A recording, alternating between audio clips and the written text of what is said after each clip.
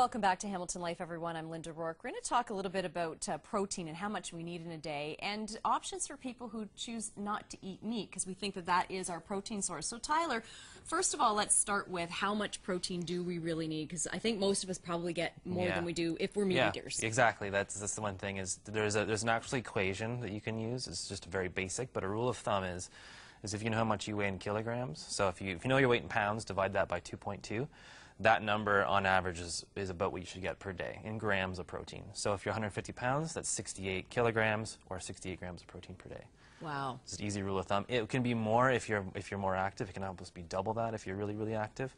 Or it can be down to 0.8 of your weight in kilograms. And really, that's not an awful lot of meat when you think about it. The amount of protein you would get in a chicken breast or a small steak or something like that, right? A rule of thumb is if you use any kind of meat, it doesn't matter. If you use the palm of your hand, or a deck of cards, that's about 3 ounces of meat. Okay, that would be about 21 to 23 grams of protein, so which is almost half your daily what intake. You need. So if you are vegetarian, or you do just want to cut down on the amount of meat that you do eat in a day, what are other options for protein? Because, I mean, you do hear things like, oh, spinach and broccoli, but I would assume you'd have to eat an awful lot of that. Yes, and part of when you look at these lists that you can find on Google about, which foods should be high protein foods, a lot of it is just sort of misconceptions with the math. A good example would be spinach, and this is true, spinach is 50% protein by calorie content, not by weight. Okay. So what that means is that half the calories are protein calories, but by weight, this whole entire thing only has 3 grams of protein.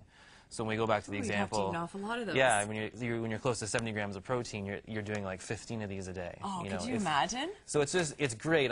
Spinach very good for vitamin K, vitamin C, a lot of fiber, other good things, all the other stuff. Maybe not your protein source. Same with broccoli. Exactly. We're looking at about 4 grams in this double stock of broccoli, and this is also higher than meat in terms of protein on a per calorie basis as well. But realistically, when we talk about that deck of card size meat, it would take about 5 of those, 5 including the stalks. Wow. And nobody eats the stalks. No one's going to eat that much broccoli today. I don't care who you are. So it's impractical.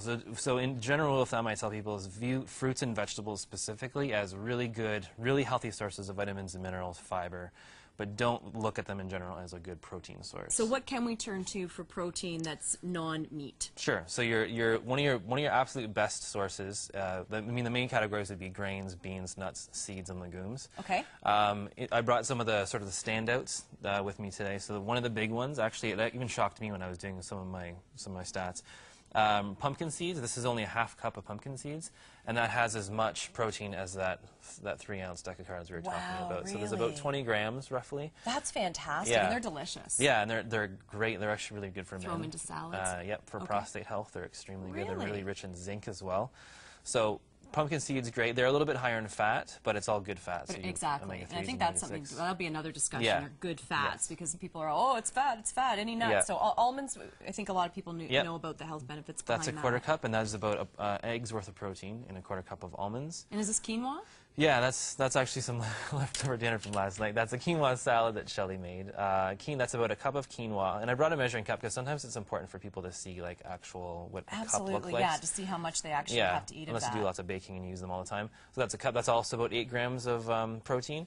Then there's also lentils, which is about this is a cup of lentils. That's 18 grams, and a cup of cooked oatmeal, which is 14 grams. So there you go. There's some great options in front of us. Yeah, and this not the vegetables, but just this right here. That's about 68 grams to the T. So one person, if they eat that much, if they were wanting to go completely vegan, vegetarian, or vegan, I should say, this would be plant foods that equal the amount of protein they should have. Excellent. And then there are protein powders out there, but for more on that, I would suggest people come and see. You've got a seminar coming up as well for this. Yep. This Saturday we've got a seminar at 11:30, I believe, and it's how to eat a healthy vegan diet. And this will be one of the things we'll be talking about, the protein aspect, but we'll touch on a few things as well. This is essentially this is a vegetarian protein powder. It's in the scoop. It's about a 30-gram scoop.